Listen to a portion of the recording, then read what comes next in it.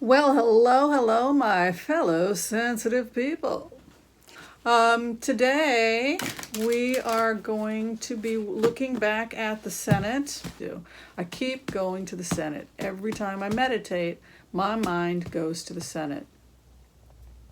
Somebody had pointed out, well, whimsy, it's going to take 67 votes, not 60.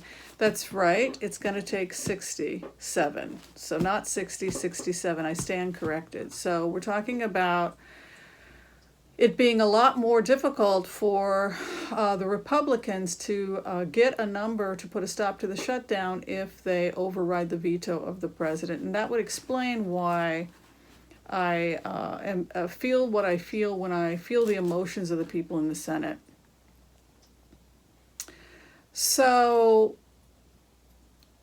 I liken it to the stages of grief, of death and dying, by Kubler-Ross, in the sense that she talked about 5 stages of death and dying. Because when I remote the Senate, it feels to me like the stages of death and dying. And when I look at someone like Lindsey Graham say that I've never been so depressed in my whole life, if I were to describe the energy of Lindsey Graham, I would say he is like Beauty and Beauty and the Beast.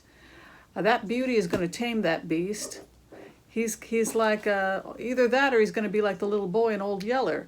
He's going to be the one that delivers the bad news if this gets to impeachment. What is so difficult for me to watch as a remote viewer is seeing the emotional devastation of these men in the Senate. It is seeing Mitch McConnell look, the Senate that they loved, that they gave their life to, is dead.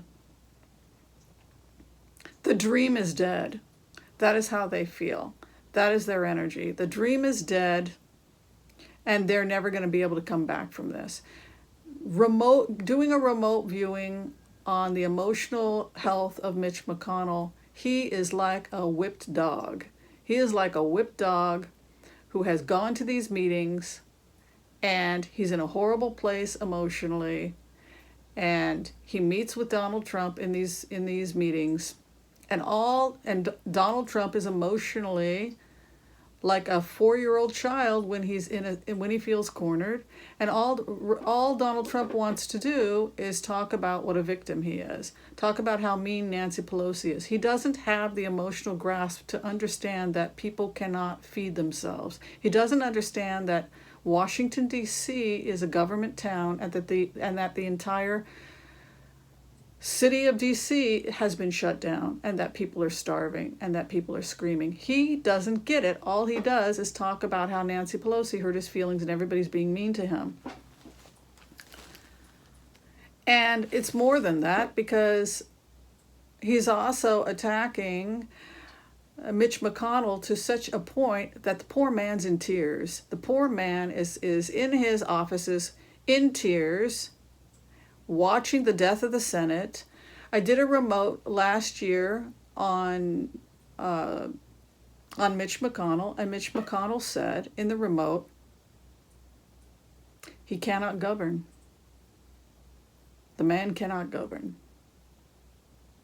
Now, it's one thing to say he cannot govern, the man cannot govern, and to accept defeat and say, wow, the man really cannot govern. The man really cannot govern, because what we're seeing right now in the Senate is the death of the Senate we once had. To such an extent, this has so ripped apart the emotional health of Mitch McConnell and Lindsey Graham that I don't even know if they're going to be able to run again. That's how devastated it feels in the Senate. To give your whole life to something you believe in and to have it die, it has profoundly changed Mitch McConnell and Lindsey Graham in ways that I don't see them coming back from. Now, things change. People bounce back, but there is a stage in the death and dying process that this shutdown has led people in the Senate to say he cannot govern. They now accept the fact that he cannot govern. Now they're talking about, Trump is talking about a new bill opening up. By the time this uploads, we'll know what the president has to say. But I'm just going to look at the cards. But that is what I want people to understand in terms of the emotional well-being. I'm not justifying what anybody's done or justifying anybody's politics. That's not the kind of remote viewing I do. I'm telling you what people feel. They feel devastated. They feel that the Senate of days gone by is gone, that the dream is dead, and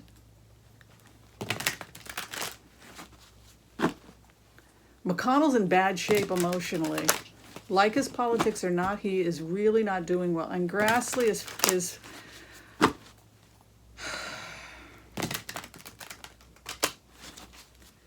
it's time for Grassley to retire.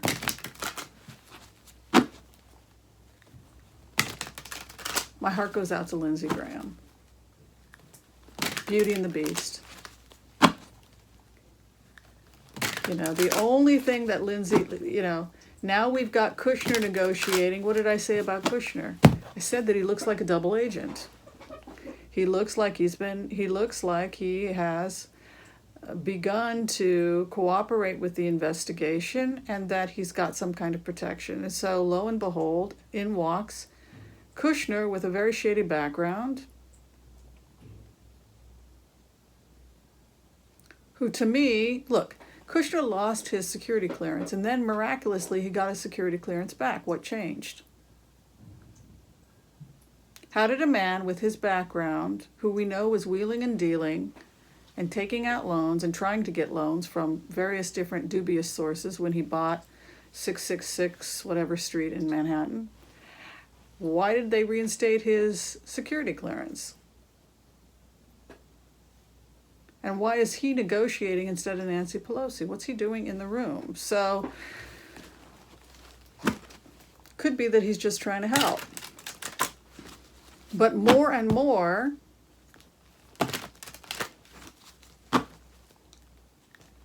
it feels like he's some type of an informant. He's working for both sides. All right, so we're going to go ahead and see how this plays out. The emotional health, though, the emotional health of the people in the Senate. Mitch is it's like beating a dog. It is abuse. It feels like abuse. It feels like he's being abused. What is the man going to do? If senators will not override the veto, what's he going to do? It's a horrible place for him to be. All right, let's see what the future holds for the country. Let's just do a general wellness for the country. Give love and light. People don't like the channel, don't like me as your remote viewer. You should see the stuff people have been writing. Please move on. This is just for entertainment purposes. You're a grown adult and you're watching a person do tarot readings. Don't you know not to take this seriously?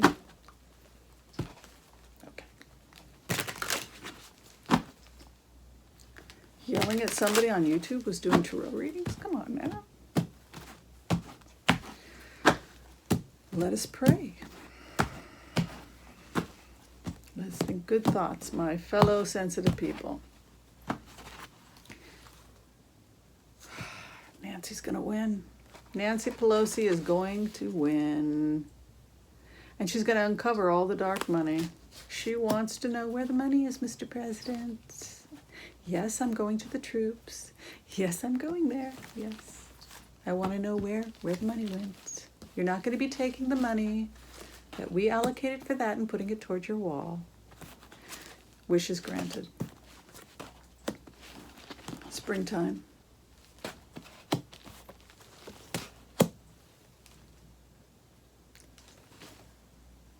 There's some love coming to Nancy from the president.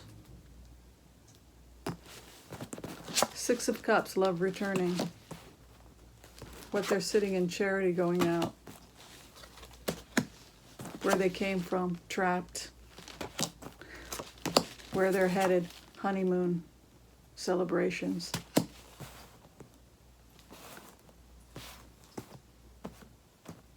This looks good. There's Nancy Pelosi.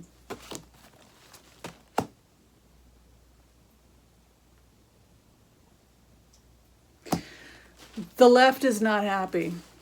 There are people on the left that are going to be extremely angry with any deal with this president, and it could create a wedge between the left and the moderates. There's anger from there's anger here. So there is a little bit of a split starting to brew in the Democratic Party about doing any deals with the president. I see Cortez being angry about some of this stuff. She's not happy.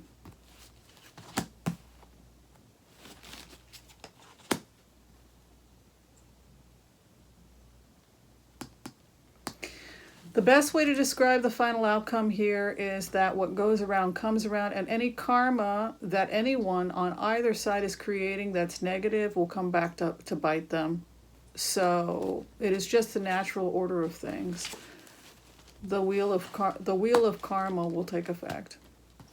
So if, for example, the DACA agreement does not put an end to the children being separated from their families, if they don't agree to that, which is what Cortez wants, if they don't put a stop to these children being separated, if all of that doesn't end, there's going to be a problem. There's anger here and disappointment that the deal didn't go far enough.